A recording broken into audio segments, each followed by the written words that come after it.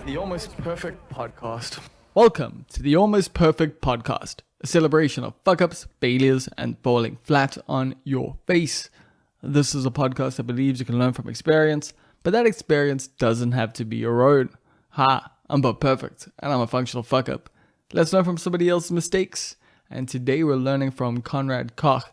Now, Conrad is a comedian and a ventriloquist, and if you don't know who he is, you probably know who one of his puppets is. He is the man who has his hand up the arse of one Mr. Chester Missing. So if you know Chester Missing, you know the work of Conrad. And Conrad has obviously got other characters as well. If you've ever gone and watched his live show, you know that he's got a variety of personalities. And as you'll see in this podcast, he's got a broad scope in general. So this is quite a fun chat. It's quite a deep chat. Conrad does have, I think he says, his master's in anthropology, which is something that has interested him forever and allows him to take a pretty different look, or at least a bit of a deeper look, at both himself and other people, which gives his comedy its unique edge, I guess. So yeah, we obviously also get into the controversies. I don't avoid that. We chat about Chester's identity crisis over the course of his lifespan, how he was blackface at one time essentially, and the process of figuring all of that out and dealing with the backlash, and also moving past it and figuring out how to move forward with the character, and just, as a performer, and in general, just how Conrad deals with a lot of backlash from a lot of different kinds of people. It's a pretty broad spectrum that gives him criticism, which I guess some people would say means you're doing something right. He also does get, obviously, a hell of a lot of love, and so does Chester. And so, yeah, man, we get into a lot of interesting topics on this podcast. I think you're really going to dig it. I need to let you know that this podcast is brought to you by you. That means it is brought to you by patreon.com/almostperfect. You can go there and subscribe to the Patreon for as little as $1 a month. That's right, just $1. And guess what? You do that, I'll send you some stickers in the post. No matter where in the world you are. Obviously, it might take a while with, Coco Beware up in the jaw. But, yeah, I will send you stickers. I don't know if you'll get them. But if you subscribe to the Almost Perfect Patreon, that is what will happen. There are other benefits too. If you start going higher up, you can also do a bunch of things. But I suggest you just go to the link. Just do that, and then you'll see it tells you. Because I don't have it in front of me, so I wasn't planning on doing an ad read here. I just went with it, because that's what I was feeling at the time, What are you feeling? How are you doing? I hope you're okay. Me? Yeah, man. Yeah. Just, it's been a week.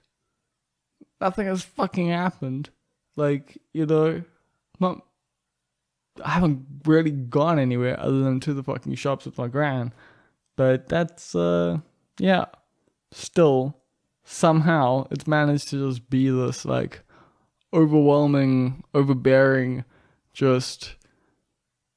fucking well of sadness, I guess. But I guess it's, my gran's having a hard time, and as some of you might know, I'm living with my gran at the moment because my grandfather passed away on New Year's Eve, and she's in a 2-bedroom house at the moment until the estate gets settled up and all those things. So I'm staying here, but she's getting a bit depro, and I'm, getting a bit depro because she's getting a bit depro. So it's been a bit sad up in here lately. But I know I'll get through it. I'm just worried about her, I just want to make sure that she's okay. And that's, it's been an interesting change in it's also my birthday is coming up this Sunday. And I'm just not feeling it at all, man, because this last year has just, like, there's nothing to fucking celebrate. Like, why party, man? I can't even party. There's nothing I can do. I'm so used to also just doing some ostentatious fucking bullshit for my birthday, you know, whether it's like some big party or like a roast. I mean, I've had fucking Phantasma, which was Spook Matumbo's band, playing my birthday party. I've had Moonchild playing my fucking birthday party. I've had like every band in Durban that's like good play my birthday party. So yeah, it's I know it's so selfish and so self-involved to think about these dumb things like at this time, but at the same time it's just like I just like feel this last year has taken fucking everything. It hasn't taken everything from me, I know that. I've still got a lot, but it's taken a fucking lot. And I know it's taken a lot from a lot of you as well. And I know I can't get so myopic and so in my own head with things, but at the same time it's like it's just a lot, and just the fucking monotony, and just I miss Nas. And like, you know, we were working on a lot of things together. We were writing like what we were gonna, like we were pitching ideas to each other essentially. We were workshopping ideas to write movies together this year. And also it was just someone that I spoke to like a hell of a lot last year, and now like I don't have that person to talk to, and it's been difficult, man. So yeah, I'm just in a bit of a weird space, but I'm keeping on. You know the saying, we move. And so that's what I'm trying to do. Yeah. So I hope you're alright. Like I genuinely do. I know some of you listening to this probably aren't. And hey, at least you know you're not the only one, hey? What else I gotta tell you, man? Let's go to the Patreon stuff once again. If you sign up to the Patreon, there is a tier. It's called the Titular Titles tier, and also a $10 tier. But at this tier, you're allowed to pick your title, hence the Titular Titles tier. You get to write whatever you want me to say, whatever you want to call me. If you want me to say you're a cunt, I can do that. If you want me to say you're the raddest dude in the world, I can say that. Like, whatever it is, just give me $10, and within reason, or within taste, as I said last time, I will do that for you. So, shout out to the Chief Sales Officer of Subtle Heresies in the Greater Oberberg region, Rousseau. Shout out to King Julian. Shout out to Stephen Olive Beer, who is the executive producer. Shout outs to my spiritual advisor, who is Vishendra Naidu. Shout outs to Tyron Love, who is the Pantsless Weasel. And you know what? A special shout out to you.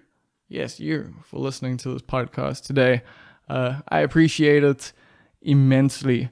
If you want to support it and you don't want to throw in like any cash, that's totally chilled. Please just go rate, review, subscribe, all those things. Social media, just put Almost Perfect Podcast, Almost Perfect Media into your browsers, into your apps, and something will come up. Like you'll find it. Click the things that do the things, and let's be a thing together. Also, we do have mugs. They are 100 Rand. They've got the Almost Perfect logo on them, and they were printed by the Print Room Durban. You should go check them out. Same as our stickers.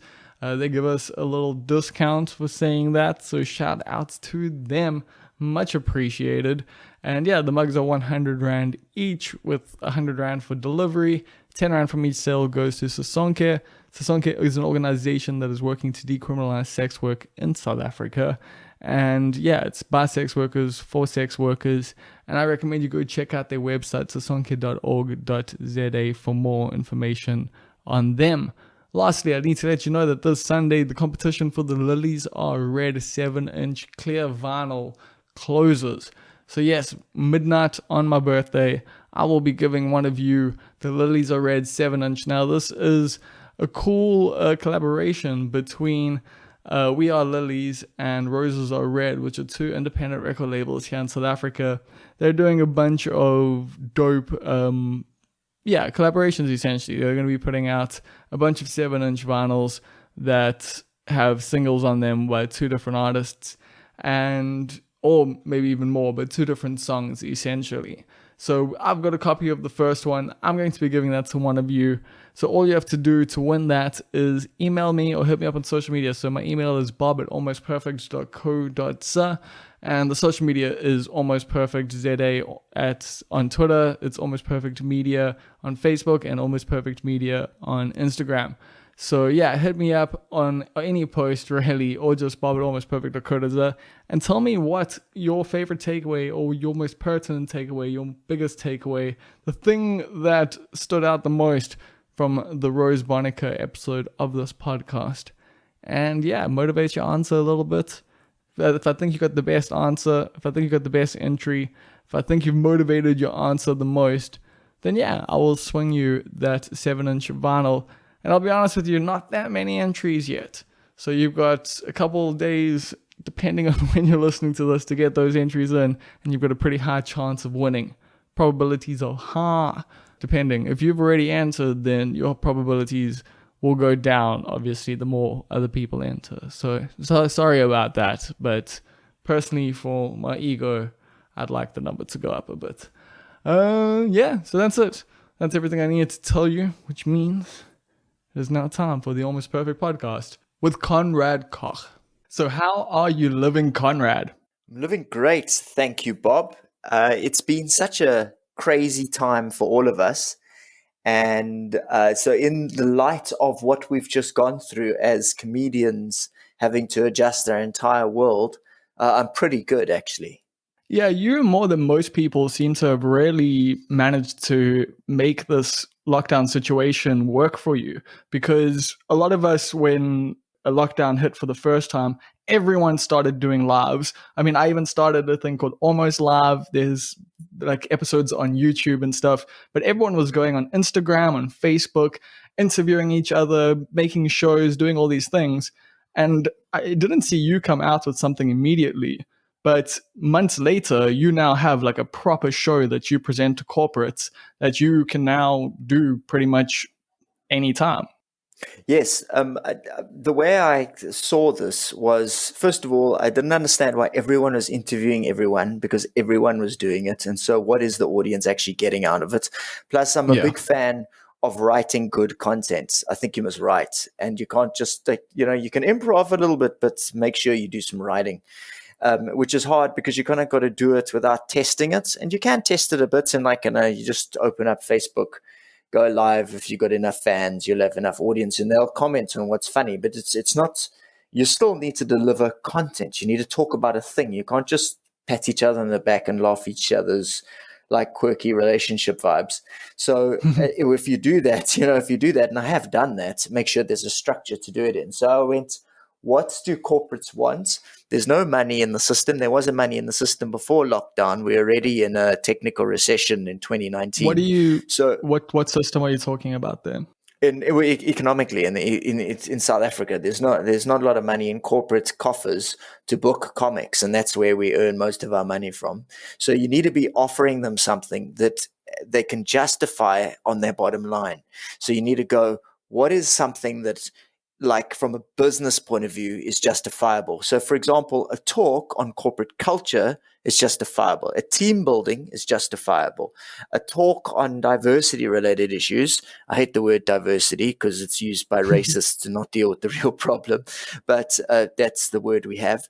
So you need to create a product. So I went in, and that was very obvious to me the moment this went down. So I went, can I create that really does this, and how do I get there? And then we went through all the tech hurdles, and I worked with two close mates of mine, Stuart and Grant here in Cape Town, to build up. It's been hours on Zoom working out how do we create great products for corporates virtually. And then how do I do that? How do I translate what I already have? And I have this racism show that deals with race issues, which I never ever thought I would do virtual, but eventually I was like, it's what I've got. This is where I've put all my eggs. Plus, I've got a master's degree in corporate culture. It's a really wanky thing to tell anybody, but I do. So I didn't realize that. I know you had the anthropology. I just didn't realize it was in corporate culture. It is, yeah. But corporate culture is, see, anthropology studies tribes. So all it did is treats two banks like they were tribes. Well, I say study tribes is a very bad way of explaining it, terrible way of explaining it. But for us a layman, we study like whole communities. So you go to like a village and examine what's going on, or you sometimes just study a trait in society. But I went and traded some banks like villages, and so it's corporate culture, but from a sort of anthropology point of view. So yes, that allowed me to jump into the virtual world from a perspective that had an offering for business, was where I started. I've moved a bit forward on that. Although what I find interesting there is that a lot of South African comedians, and I mean, I'm definitely talking about myself here, hate corporate gigs. Like just the whole thing is, it can be a bit of a pain depending on who you're doing it for and what they want out of you. You can kind of just be the dancing monkey, and you actually enjoy doing corporates. And I think that might be why, because you actually understand the culture, I guess, and you find it interesting, don't you? You find these people and performing to them to be this enjoyable experience, when the rest of us kind of feel it's a bit of a painful experience. So how did that happen? What intrigues you about it? It's a great question. It's because it's very problematic in a way doing corporates, because you are getting close to power, and comedy's whole special force is the ability to speak truth to power. And now you're now working for power, so that's sort of selling out. Well, it is not sort of, it is selling out. So, but it's the only real option in South African comedy when it comes to earning money. It is, yeah, it is. And this is why it's so difficult doing comedy here, and why it's so satisfying to go, say, for example, to Canada or Australia or the UK, because there's an economy that supports comedy outside of just being a corporate mascot, which is eventually what a lot of us become. And I have a huge problem with that in the South African environment. I enjoy doing it because South Africa is where a lot of South Africa exists. It's where South Africa mixes the most. It's where black and white and everybody comes together and has to deal with all that crap. And also we need to understand that South Africa is fundamentally a corporate kind of environment. I mean, the Dutch East India Company was a corporate colonized South Africa, and the British East India Company, and the interest in gold mines. I mean, apartheid was literally a scheme to get cheap labor for gold mines. So South Africa is a corporate event in totality. Marikana was, Cyril Ramaphosa, a corporate dude getting the police involved. And, the police were, that's a complicated statement, but it always goes back to money in corporates. And comedians are kind of, Jim Crow in the States, the Jim Crow laws, the racist laws post-slavery that were effectively apartheid for, in the States. Those laws were, the name Jim Crow was actually a blackface comedy character who comedy has always been used by powerful people to reinforce the status quo and to normalize the sort of otherizing of people and genders and normalizing poverty, when we laugh at how car gods are, or how that black guy sounds as opposed to never laughing at white people sound. So I enjoy corporates because when they need help. People with the drug, they need help. No, exactly. Normalizing a status quo. So, to answer your question, I enjoy doing South African corporates because it's where you can play with those dynamics. I've also got used to what works, but whenever I'm doing them, I'm frustrated by not saying what I'm really thinking and not being able to do what I really would like to be doing. So I'm biding my time. I'm just rather biding my time joyfully than biding my time miserably. But the fact is, I'd rather be doing speaking my truth. And I do that occasionally, like with this racism show, but I have to balance it thoroughly. Okay, so what is this racism show? You've mentioned it a few times. What's the deal? Going on. Well, for years I sort of dealt with race here and there, and now what I've done is done a show that entirely takes the gloves off and goes right for the central issue. In many ways in the South African conversation. So I struggle to get a way to speak about what's in my head. I mean, when you've actually such a wanker to tell everyone what you've studied. But when you've got a master's degree in anthropology, you have some thoughts on race that are quite complex sometimes. And so how to explain some people that? might disagree with that statement when it comes to you. Yes. but we'll get Yes, into that that's just totally now. true. Totally, of course, yeah. But to deal with those dynamics, how to explain them in comedy? There are not a lot of environments where you can do that, so it's hard to find an audience that will go with you on quite such complex a journey. So you have to kind of do an arts festival for that. So I committed to doing a show that has less easy commercial value, that examines my own privilege as a white South African and why I am who I am and how I got here. Because I found that the only way to actually get the conversation relatable was, instead of talking about race, other people's racism, was to talk about my own racism, and then pull English speaking in particular, middle class in particular, whites in particular, South Africans into the conversation. So I've got a show that does that. It's quite powerful. What were you saying? Well, what would you say you were doing before that then? Because that's always kind of been my reading of at least the Chester missing Conrad Koch conversation side of your comedy. So how has it evolved? No, I'm not saying it wasn't there. Okay. Yeah. Great question. Well, it's evolved in that I working out what I can say and how do I say it, so the technical dynamics of it, and then also the constant tension to be entertaining. I mean, we live in an environment where just doing a show, and a kind of Hannah Gadsby's my kind of comedy hero in some respects, and she just speaks so clearly true to what she has to say, but she can do it because she's living in a very wealthy environment where there are enough people who will listen to such liberal kind of dynamics. In South Africa, my fans are poor. My fans live in shacks. So I need to, and they love this, when I really climb into the issue, but to find a part of Cape Town, for example, where I can do this show, you can't do it at the comedy club in the waterfront. You have to go do it somewhere where more people who relate to the points you're making about race, or you have to get in environments where enough white people who are open-minded are willing to listen. So it's to get to the point that I'm willing to put money into a show, put time into a show, and create a show that can only happen in certain environments took a while. But I say it can only happen in certain environments. What do you mean by that? Well, you can't do some of the material I'm doing in this racism show in the Cape Town Comedy Club or at your standard corporate event, because it's just too on the money. Oh, is it? So what? Like what would happen if you did? Because, as you say, isn't comedy meant to be like speaking truth to power and finding new spaces to bring these ideas into? Like if you look at all the comedians like the greats, Richard Pryor and all of those guys, they, would challenge the really tough topics in comedy clubs and find ways to do it. But at the same time, they would piss a hell of a lot of people off. So what's the balance issue that you're facing there? We don't live in the United States where they've got 300 million people. So even a fraction of open-minded people is a very large group of people. We live in a country with a tiny middle class with very little money.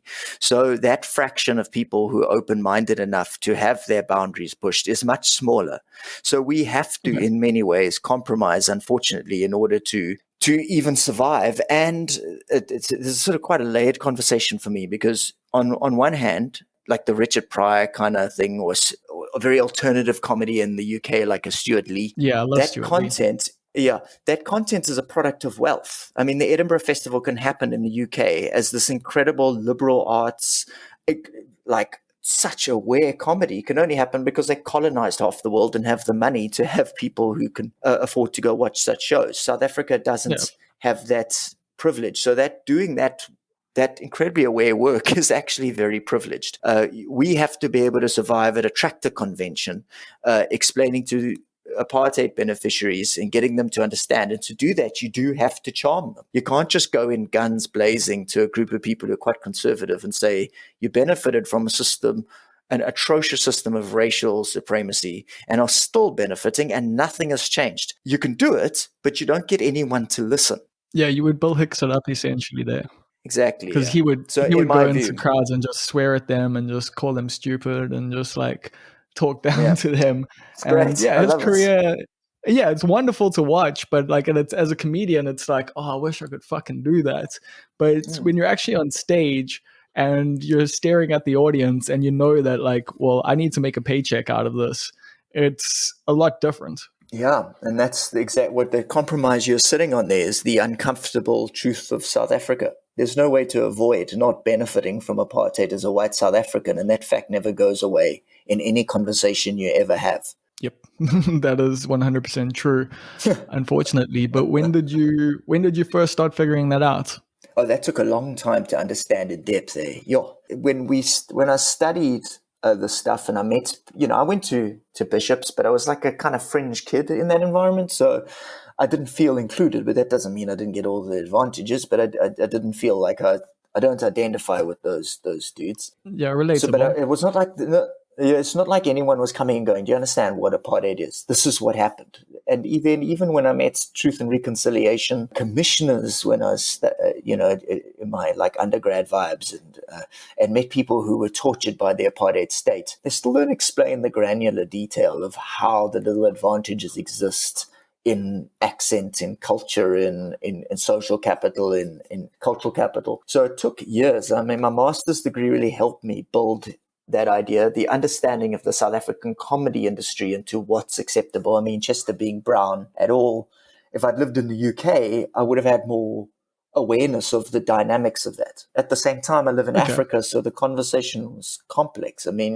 we don't live in the UK, so a brown puppet, it's just, not right or wrong. That's what I was asking myself. Okay, well, that's the thing. What were you thinking about when you came up with Chester being brown, being colored? Because nowadays it's considered by many people to be blackface, and you've gotten a ton of criticism for it.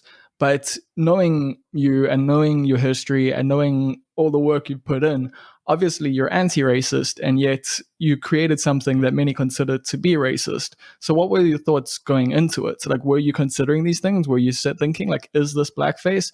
Or were you not actually on that level of the conversation yet? I suppose the simple answer is I wasn't on that level of the conversation yet. But in terms of how the conversation happened, the concept that it could be blackface, it never really hit me because we were doing the shows for people of color mostly. My fans were more, that was clearly, I remember Leon's Schuster's biggest fans are people of color, so. No, that's true. But the jokes were not like when you watch a comedy show which is blackface, and make no mistake, Chester's white now for exactly this reason. So I'm just trying to sort of explain what my thinking was and how I ended up where I am now. Is it when you do blackface, if there's such a thing, you hyperbolize accents. So in other words, you hyperbolize how the black character says the word stupid. You hyperbolize the eshes, the yo masa, what's. You hyperbolize the R words. So the audience, you can hear the audience, it's very clear. The audience laughs at the accent. The joke is not the joke. The identity is the joke. Now, there was a time where Chester did do those things. Chester had a thing, we used to say, Jy uit jou ma se hol gebore omdat 'n poes was besig. That is a very old version of Chester from 2002. That completely, but there was. I didn't realize he was that old. No, but that version of him was like a rugby ball, like puppets that, as kind of working it out. The puppets did nail white people hard, but it also did this blackface, stuff. That's when I sort of took it, but always like aware, like what's the right way to do this. I also had a Scottish puppet, which is the same sort of conversation. I do have Scottish ancestry, but do I have a right to have a? I've been thinking about that. I've been thinking about that a lot lately, just the power dynamics of accents. Because, we know, like, certain types of accents in South Africa, you definitely shouldn't do as a white person. But then, is it okay to mock entire nations based on stereotypes? And that is, like, even, if they are a wealthy nation, like Australia, like, people constantly make fun of the way British people talk. And, like, obviously, they've got a lot of power. So is that just speaking back to power, or are there actual issues behind that? Good question. I think the only dynamic that happens is that the racists have literally had this conversation with someone who goes, oh, well, I can make a white person, often from Durban when they want to make Indian accents, making a stereotype Indian accent at a pariah once. And I was like, no, let's just stop. Stop. Or perceived Indian accent, because, of course, Indian people have as many accents as Indian people. Exactly. But the stereotypes of Indian accents, and then then I go, this, this is problematic. She goes, well, I have Irish descent. People make Irish accents. I said, well, if an English person makes an Irish accent demeaningly, yes, that's got a historical problem, but it's not the same because, there's not, the Irish life expectancy and living conditions and historical and place within sort of the economic situation globally is incomparable compared to Africa's, and that's a direct. What went with that was a history of colonialism and how accents and culture and evolution. They did simple social Darwinism that they saw anything that sounded African as less evolved, and that's what you're laughing at when you do. And the accent's the joke. So Chester, then when he became the sort of the dude that you knew on late night news, his accent wasn't the joke in my mind. I mean, maybe there were people who were racist laughing his accent, but you could hear the audiences laughing at the joke the dude said, which made me as a white person sort of objectified and nailed my position. That doesn't mean it's okay, but the fact is that's just not what Leon Schuster, I'm not doing what Leon Schuster was doing in that situation, because clearly to me, whether that's okay or not okay is, of course, eventually a white dude creating a dude of color sort of signifies to any white people that is okay, which is clearly that it's not okay. Plus, it's sort of advanced. My wife is an actor of color. She's identifies as colored. The opportunity she doesn't get because white people can play Latino roles when she goes for castings, but she can never go get any of the white roles. So it doesn't go both ways. So by having a character of color, just conceptually, it sort of occupies a space where, that is profoundly unfair. So for that, I feel there's a lot of problematic stuff with Chester. The fact that he was like a joking character and had any kind of identifiable accent that we identified as colored reinforced the kind of perception of what a colored person is. And that's just fucking problematic. So for me, those were the serious problems with Chester. Well, yeah, that's the thing, because you might even be trying to create a character that's a positive representation, but that's still a stereotype, or it still becomes stereotyped through the work that you're creating. And nowadays, how would you see Chester? How has he evolved? Well, what I've sort of, he's become sort of an extension of me, which he always was an extension of me, of course, because he's me, but like literally, but he's become this dude who speaks truth to power in all sorts of forms, and just my mate. This was a very hard thing for me. You see, as a puppet of, like when he was brown, in order to exist, he had to nail me very hard. And so it became very difficult for white audiences to watch my shows at all because he was brutal. It couldn't be friendly and jovial. So the relationship was difficult. And unless you were actually fully on board with the politics, it was hard for people to watch. Versus the stuff what I toured Canada with my show, Puppet Guy, it was a lot more fun and silly because he's a white puppet, I'm a white guy, and we're just having fun. And sometimes it'll get very political, and sometimes it's about cheese and cricket. I needed to do that in order to survive because I'm a comedian, man. You see how serious I sound right now? I'm a comedian, but I sound like such a freaking academic. So I need to tone it back and have a little bit of fun and just some silliness, take myself a bit less seriously, and created a DJ puppet out of a hoodie and just pandemonium. Now I'll go back into race, and then next I'll go do some silly stuff again, just because I got to, like you say, Bob, we got to stay sane. Well, yeah, I remember when we hung out a couple years ago, it was with Kagiso, and I think we landed up drinking on Florida Road for the night, and we were talking about, just everything. And I remember you being like, I'm kind of over, Chester being the main thing. I want these other characters and these other sides of me to actually get out there and to be able to explore these other issues. So that's why I found it interesting that you've gone back into the race thing. So is this going to be a cyclical thing for you? Yeah, it is how it seems like it's going to be. Because it's sort of what happens is you take a break, you breathe, and then you remember, I've got some things to say. And because you've had some chance to recover and work out what your thoughts were, then you realize, this is what I need to say, is the one thing. The second thing is having toured Australia and Canada and done some time in the UK, is that the conversation Chester has with me on race is powerful. The post-colonial conversation is something that South Africa is extremely good at, and I'm quite good at doing that within the South African context. So it's something I can do, and I think it's something that I enjoy doing in an environment where the audience gets it. So, for example, I did a show at the Bill Murray Comedy Club in like an open mic kind of spot in London just before this COVID hit, and it was like incredible. I lost my voice. I was a bit sick. Luckily, That it is was not good for a pre-COVID. ventriloquist, And from what I understand. no, this was funny. No, this was funny. It was really funny because I had the same voice as Chester. It was terrible. And then Chester was like, and I was like, and then Chester's joke was, the white guy lost his voice. Now that's a revolution. And the comedy club exploded because they got the political context and stuff. And, it's great to find a large audience that will go with you as you explore those kind of questions. In South Africa, it's harder to find that audience that can afford to pay. You brought that up a few times, and it's something I've also thought about a hell of a lot.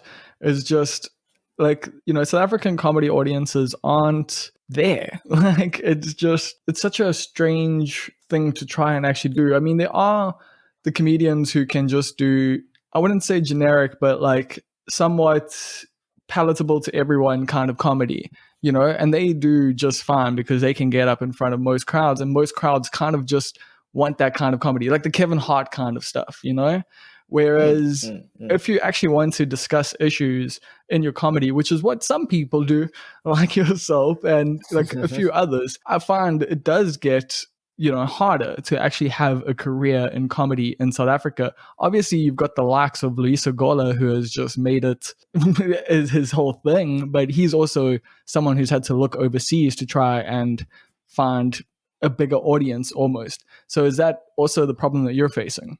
Yes. I mean, it's literally Loy and I on the same career path. We have the same London management. But that being said, we have great South African audiences, and South African audiences, the right South African audiences, are incredibly aware politically. I mean, your average white South African even is more aware of race issues than most white Canadians, because they just know more people of color. Even if they're outright racist, they just know more about like what a black existence is.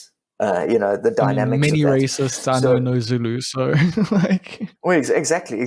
So the difficult thing comes, as you say, is when it gets like you really want to climb into a little bit slightly more serious style of comedy. But if you're going to do playful, fun stuff, there's an audience, and that's why I do corporate work and I enjoy it. And I have theatre shows where I have sold out weeks at Monte Casino in Joburg and at the Baxter here, where people come and it's just fun jokes about Helen Ziller and the drought and etc. So it just means having two levels to yourself. It means you have to give the publicly accessible, easy fun, and then I want to be a little bit more. Let me chase that sort of Bill Hicks energy, that Dave Chappelle energy. Not to say I have any of anything close to that talent, but we can try. Yeah, no, that's my eternal struggle. Is I think my comedy career started to take off a couple of years back when I was doing a bunch of stuff that I hated doing. Because I learned like, hey, you can't be the super atheist comic in South Africa. Like that's just not going to work out for you. And so I started, Ricky and Gervais also, would not happen. No, and also, I just got over just being that dude. But as I got more towards the comedy I wanted to do, I found I lost the audience almost. It was like I could choose to do the thing that I know works and gets everyone on board, but I'm just going to hate myself like every night that I do this. That was why like I quit comedy for like 2 or 3 years back in the day. And now I just do my own thing. And like, I'm not even really trying to have a South African comedy career, like I just do stand-up comedy and whatever happens with it, happens with it. But yeah, I don't really know where I was going with that. So what we're going to do is actually, I usually chat to people about all this stuff towards the end and start with, hey, how, did you grow up? So how did you grow up, Conrad? Where did you grow up? What schools did you go to? And what was childhood like for you? Bob, I'm from Cape Town, of course, and I went to the southern suburbs type English vibes. I went to a little school called Golden Grove. I went to a Jewish nursery school, which was quite entertaining. So it was always like the stars of the Sabbath on Fridays, and the food and all that. And then I don't know why I went to a Jewish nursery school. It was just nearby, and for some reason it was like a mixed race Jewish nursery school. So I had there's kids of all races there. it was kind of a weird place That was only in the in South context of Africa. the time. In the 80s in Cape Town, it's so strange, awesome but strange. And then I went to just southern suburb schools, Rondebosch boys prep, and ended up at Bishop's. And I started doing magic as a hobby, and magic is really fun because I was a bit of a weird kid, as you can imagine. It's so creepy, dude. I play with puppets still. There's nothing's changed. I used to go to clubs with a deck of cards and perform card tricks. I used to wear a blazer. That's what I'm saying. We recognize our own, done. The best. Team Creepy. And then I was strongly in Team Creepy, still am. And I really enjoyed that, but I enjoyed ventriloquism because of the social contract, sort of it's not me, it's a little guy. I'll make the prefect talk in the queue, and then in the line at school is the dream. And then that's not. Did you start practicing back then? Yeah, I started ventriloquism when I was like a little kid, like 10. I mean, I was terrible. How do you get started? Like what? Because also, I mean, like, I have no fucking clue how it works. Like it is a magic trick in its own right, So like as a kid, what are you thinking? You're like, do you find books on it, or do you just start practicing with like trying to talk with your mouth closed? Well, we all have an imaginary idea of what we all have an exposure to ventriloquist of some sort. So right now, most people would have seen like Jeff Dunham or someone on one of the America's Got Talent shows. And so that's their idea of what a ventriloquist is, and they aspire to that. Then you start doing it and you start, oh, that's not really what it is. I remember seeing a ventriloquist called Ron Lucas, who I actually met in Vegas once. Very nice guy. He's got a little cowboy character. You saw Ronald Reagan. And in the show, Ronald Reagan was in the audience, and Ronald Reagan was sitting with, I think it's Nancy Reagan, isn't it? She was sitting in the front, and then he went, oh, look, it's the leader of the puppet. This is the joke. The puppet went, oh, look, it's the leader of the free world. And she brought her husband. So, a silly little joke. And that just the dynamic of that. And this puppet was so cheeky at this president, and it just seemed like a really fun kind of energy. That really sold me on it. And that joke and that dynamic influenced me a lot. So then growing up, I like the idea of just focusing on one thing. I think that's an important choice to make, is don't try to be everything to everyone. Get something you're good at and chase that. And so I stayed with the ventriloquism. So when stand-up kind of started, I also like stand-up in the 90s. We were all at university at the same time, sort of Riyad Moosa, Kagiso, David Cow, Stuart Taylor, me, Tsepo Machale. And you had UCT, and kind of like comedy kind of started, and we started getting comedy stages, and so ventriloquism just sort of made sense, How did that whole crew come together? How did you come to be involved with them? Well, it was just fortuitous that, with 94 and then it's kind of 96, I think we started there at UCT. There was room for comedy, like the question of like mixed race kind of interesting rooms. It was like a thing that could happen, but there was no history. Remember, the UK has had decades to work itself out. It had that whole movement of amazing alternative comedy that happened in the 80s, which is where like a Stuart Lee comes from, where a Joe Brand comes from. Free education for the arts. Exactly. They were actually allowed to flourish. And so, exactly. So they had this kind of grammar, this kind of history to work with that gave them a place to move towards. They understood the story they were in, versus us.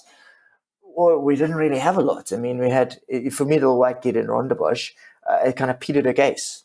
Oh, was really, I mean, Peter de Gace was in my very conservative little world, all I had almost. And so that idea of politicians and satire really shaped what I thought I was doing, and comedy, that was around us. And so when we started hanging out, we had the Cape Comedy Collective. And so there were some Brits who were living here, Sam Pierce and Mark Sampson, great people, started the Cape Comedy Collective with a group of us. And then Kagiso was around, Dave Carr was around, Riyad was around, Stuart Taylor was around. And we all kind of started mid-90s, jumping on stage at Barney's downstairs in Cape Town, trying out. What were those gigs like? Were they any good? Were you guys like they were probably terrible. They were probably terrible. I mean, I don't know. They probably were atrocious, but they were fun because it was like, it was sort of like Cool Runnings type of feeling, but we were all cuck, so there was no one to remind us how good looks. Versus later we started, oh, that's how good looks. Okay, we need to get better. That's how, like, I kind of feel like some of your era of comedy are very lucky that there wasn't anyone before them. Like, I'm not gonna name names or anything, but I do like think that there were a few people who We were never got carried. into it. Like they were like carried by other people who are a lot more talented than them, Yeah. but because they were around when it started, they've got this legacy behind them now. Yeah. But yeah, that's just a personal little feeling it's towards probably some true. people. Although It's I actually probably I did want to ask you, do you ever worry about, the youngsters taking over? Because comedy has evolved so much since you started. I mean, I didn't even realize it was that far back, but I know you've been in the game for a long time. And yeah, I found it really interesting to see that your career has probably only really taken off in the last like 10 years or so through LNN, through everything else, but you've been on the grind for such a long time. So are you worried like that now that you're there, that there's all these other talented people, or is because you're in quite a niche that you don't really need to worry about that? And also you've created these characters, or at least with Chester, that is nationally known. So I don't know, you probably don't have those worries, do you? No, we all have fears of like not being relevant, of not being good enough, not being talented enough, not getting the gap that you need in sync with how your life's working, COVID lockdown. I was meant to be in Edinburgh last year. It's meant to be in Edinburgh this year now. So, and what if it's too late, or those things? Of course, everyone has those fears. But from a comedy point of view, see, ventriloquism has a problem in that the devices we use are very hard to get made and very expensive. So I had been inspired by a ventriloquist called, his name is David Strassman, who's got this amazing show where his puppets are all like a robotic, and he came to South Africa in the early 2000s. At the end of his show, all his puppets come to life with robotic things. And so there wasn't really a model of what do you do?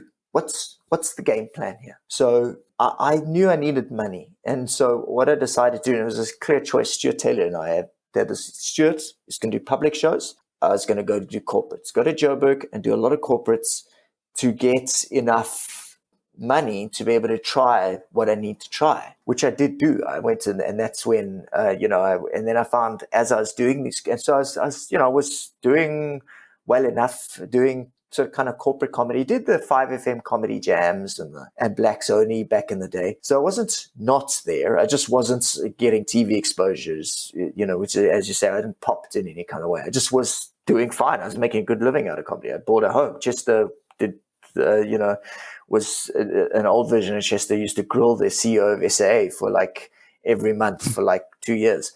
So kind of doing kind of what he did on TV eventually, but more just about issues within the company. So I was very good at that, but not any national exposure sort of thing, because it's kind of a hard thing to put on a platform. What do you do that everyone's going to notice as a ventriloquist? Like Jeff Dunham got a dead Muslim, and that popped his career. What do you do sort of thing? So Chester speaking truth to power and politicians and doing good political content found a place on Late Night News. Does that mean that kind of there's a movement of the younger cats will move forward? Well, the truth is, if you just stay unique and stay on your game, there's always some way for you. You just got to stay in your lane. So, I mean, Trevor started doing comedy when I was doing my master's. Like, I'd never really hung out with Trevor in his early days because I was really kind of off the club circuit because I was busy focusing on studying and stuff. Then he sort of popped. So suddenly this dude's hosting the Daily Show. And so you got to check it took your a few ego years and between that. Yeah, but I mean, from my perspective, that's quite quick. So remember, I've been doing comedy since mid-90s. Yeah, no, it's great. I'm inspired and love his work. Yeah, I did have a plan. But how do you do what I do and get it to be something that's a globally understandable thing? And I've got my game plan, and I'm just step by step doing multiple ways of getting there. Sorry, I was going to say, would you say that's evolved over the years by seeing guys like Trevor, by seeing guys like Loyiso Takeoff, by seeing all these other comedians around you, like start to really get global recognition and start to really, do big things? Did that light a fire under you? The fire was always there. It was never not there. It just how to do it. The how to do it was not always clear. But actually, let me take that back. Yes, Trevor going and Loy going gave me an idea of a path. Going, sure. How do they understand us? and go, I see how they understand us. The other problem is just being a white South African is a very weird thing in the world because, like, what are you? So when you jump on stage in like Montreal, I did the Just for Laughs Comedy Festival, and they're like trying to get that joke that explains this is what I am to the audience is it's quite hard if like because it's such a weird thing. You're a white dude from Africa. Some of the audience will know about apartheid. The younger audience will be a bit like vague on the details. Working that out has taken me a while. Plus, because my stuff is so politically contextual, it's been hard to crack through the being as good overseas as I am here. If I could just do as strong as I am at a Blacks Only in London, I'd clean up. But to get to the point, so you have to spend enough time there to do that. And so how to do that has taken me a while to work out. But I'm solidly on that track, except for fucking COVID. Yeah, I had a one-man show called The End of the World that I literally performed once. And Ironically, we've been in lockdown. That's brilliant. Yeah, it's a little frustrating considering I was like this thing that I was like, you're finally there, you can do this, you can tour it, you can, get some money together, film it, do whatever. And then like just the whole thing fell apart. And I'm someone who, unlike you, didn't necessarily bounce back that well during the thing. I just decided to take my writing the other way. Like I've just been going the screenwriting route. But you actually have 2 Emmy nominations for writing essentially through the team of LNN. How did you get picked up by the LNN team? How did that all come together? Well, of course, Kags, and I have known each other forever, and Loy as well. So they actually, on the second show of Late Night News, Loy interviewed Jimmy Mani, ANC, and now, what are they called, ATM, a politician, and it was a bit dry. Like it was Loy's second show or whatever. So Kags phoned me up, and he knew I had a lot of strong political content, and said, just come bring Chester to mess around. And when I got there, Chester had to kind of interact with Loy, and it was like, it's going to be clumsy if I'm also in the shot. So suddenly Chester went into being a kind of Muppet, like a puppet situation as opposed to ventriloquism on his own on camera with Loy, and that just popped. People dug it. Like Twitter went crazy. They really loved it. So we just tried different angles of that, and they eventually were like, why don't we ask a politician? And I got hold of Musi Maimane from the DA, and he was the spokesperson at the time, and the rest is history. What is it like interviewing politicians when I'm sure you must have some real resentment towards some of them? It's something I have a conflicted relationship with because, you don't want to get too close to politicians because then you're going to probably give them a break. It's going to get like you probably want to be as stern as you would. And so it's something I still sits with a bit of tension around. I'm not really sure if there is a way around it. For example, Chester got given ties by Malusi Gigaba for Christmas once. Like little tires. So technically he's that's captured. Controversial. Yeah. Oh, yeah. I think he said it. And it's just that he's a puppet. You didn't know he was a puppet. He's very honest about his puppetness. He's captured. He lives in a suitcase. It doesn't get more captured. But where it gets difficult is sort of when it's sort of like a DA politician who is just full of it about race. And you're like, there's no way for me to give you a break because we're beneficiaries of an evil system that hasn't been resolved. And now it's difficult to make jovial, And then with on the other side, you'll interview someone's from the EFF. I can't remember who it was, but from my TV show in 2019, interviewed an EFF lady who was it just was a bit difficult because there wasn't this air of fun about it, and it's difficult then as a white dude to introduce an air of fun when there are very serious issues going on. So it sort of becomes what's okay and not okay. It's something I sort of grapple with. So there's a lot of layers to that. And it's also the politician laughing at the jokes where you're trying to like roast them and like be like, hey, you did this thing. And then they almost get off the hook by just laughing at it sometimes. Or, I mean, I could imagine that would be something you'd worry about. I've got you've like jumped in a deep hole. I've got endless theories on this. In anthropology, there's a thing called a ritual of rebellion, which is where you perform a rebellion and it has a cathartic release, but the rebellion never actually happens. Well, this is and the it's problem sort of with seen satire. as problematic. It's exactly the problem with satire. I think the problem with satire in the West, something I'm proud of with Chester is I actually have gone to court with a white supremacist. So I didn't just say it. I actually have put my money where my mouth is on some levels, as pretentious as that is, but I have, and had my family be threatened by the right wing, my street address put online, it's my ID put on 8chan on the dark web and stuff. So it's got very real. So yeah, it is a problem with satire and a problem I've tried to work against. When I'm standing in front of a group of people and there's a corporate of white dudes and it's almost entirely white audience, I try to make myself say the difficult thing that might make me not be rebooked. I do that a lot, and sometimes it makes me very depressed because I don't want to be that person who says that shit sometimes. I don't always enjoy being me.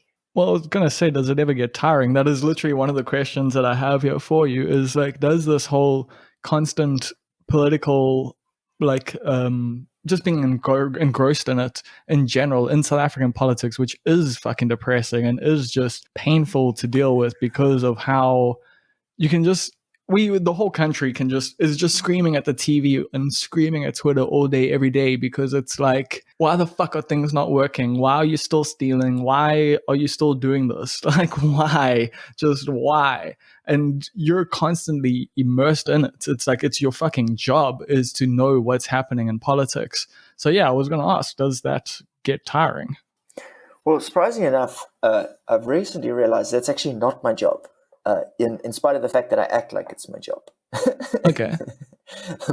my job, most of my work in the last 6 months, this virtual work, has been Chester gate-crashing Zoom meetings in his show called Zoom with a View, which is really just lighthearted, Chester joking around with like a couple of managers and the team, and doing some light political jokes, but mainly just jokes about who's there and having a fun time and making everyone feel happy and survive in this environment. That's where I've earned most of my money. The racism show has also done well as a virtual show. I've totally transformed it, and it's really powerful. Like video comes up and visuals and sound effects and multiple cameras, and we really have fun making it technically amazing. But talking politics doesn't pay.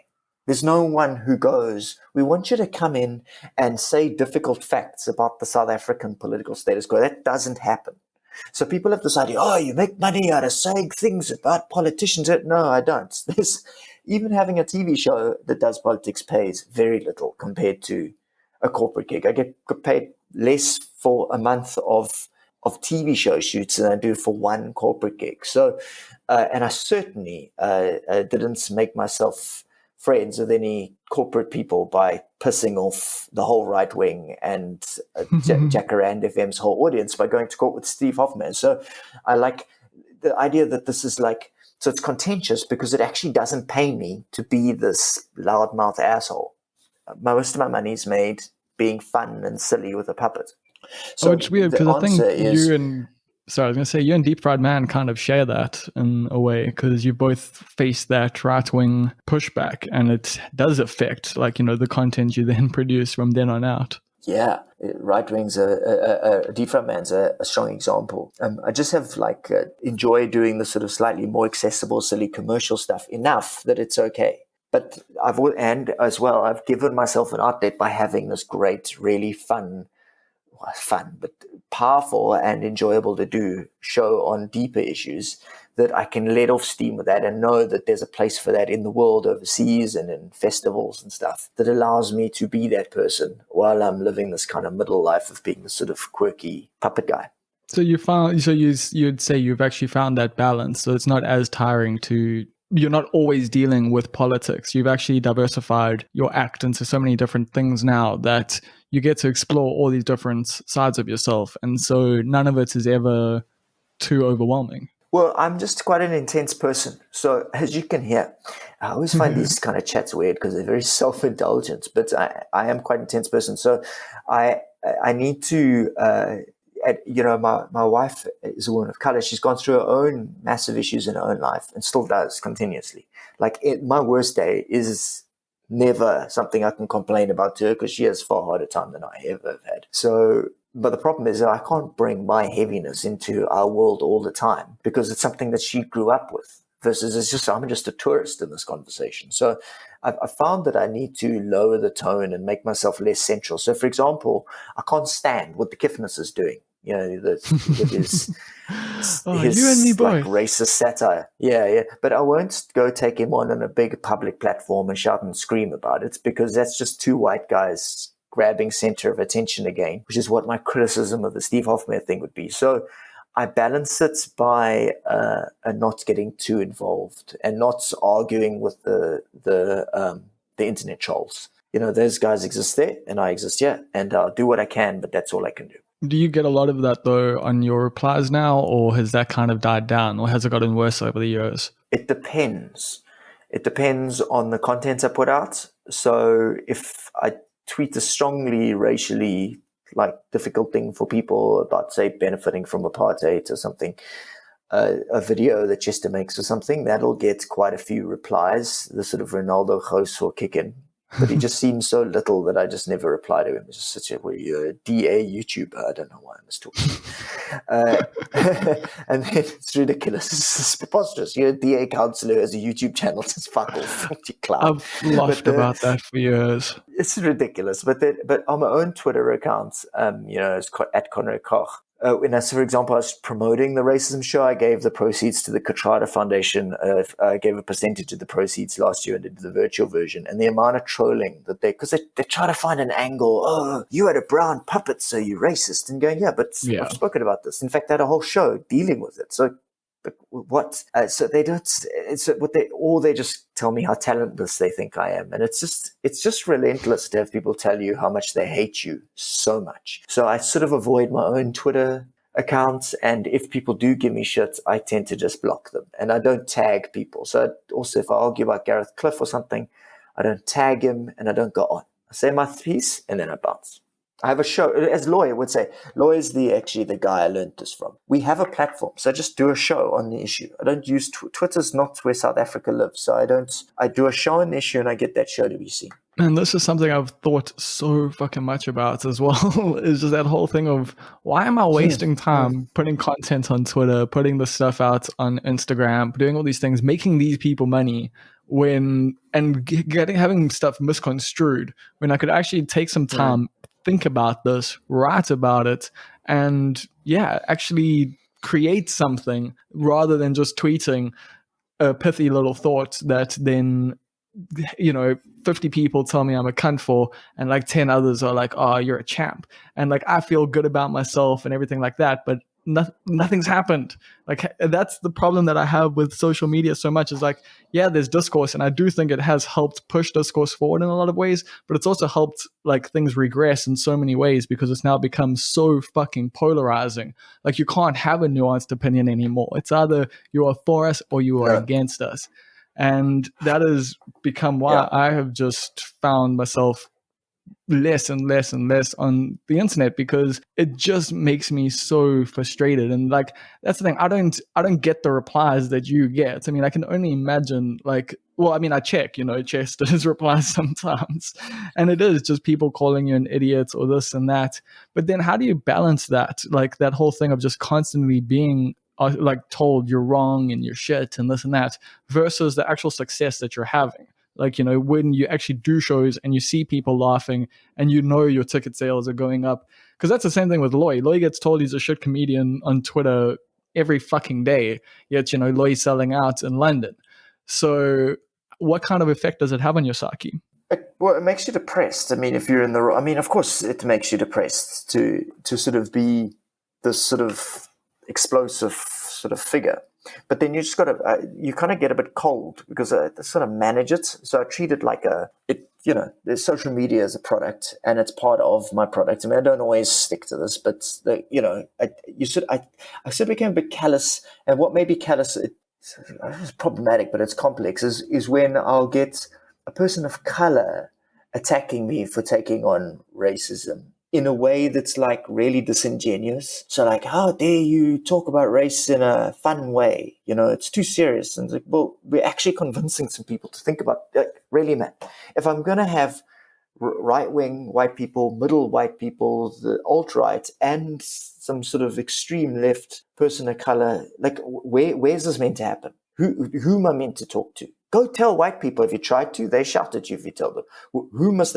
So I sort of became quite cynical and like, okay, Chester Online is a product. You're watching. I will perform it for you. I will tweet material to allow people to engage with them so that when I tweet an ad or a promotional thing, you'll see it and notice it because you got enough content that you enjoyed. And it's pretty brutal. I know that the long term, no one gets paid to tweet in real terms unless you're Kim Kardashian or Max Well, it's an Mopanyane. influencer, yeah. You get paid to do great comedy. Jeff Dunham popped because for his audience, and I don't like his stuff, but for his audience, he was really good. So just create really good shit. Go create that show that will become the next biggest watch thing on Netflix. Create work, which is what you're busy doing. So I love that.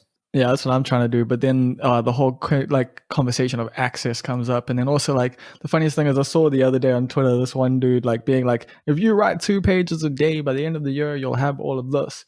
I'm like, cool, but do you have an agent? Do you have a producer? Do you have all these other things that now come into the whole thing when it comes to these things? And for you were saying you've actually got London managements now. So how's your career in terms of that side of things evolved? Like, because when you started out, I'm sure it was all open mics with friends, like, and that steadily built into a career. When did you start getting agents, and how do you decide who to work with when it comes to that side of things? That's a good question. So in South Africa, we don't really have management. They'll tell you they're managements, but they're not management. So we have people who will take a percentage of your money for answering the phone, which is just crazy because you don't really need someone to do that for you. You really can just answer a couple of emails or just get a PA. If you have enough shows to need an agent, you can afford a PA. So just get a PA. I don't have a PA. I'm fine with just answering the emails for gigs. And when it's busy, then I spend some time doing that. When it's not, I don't have anyone I have to give money to because you literally are giving like thousands of rands a show for nothing. So I did have management.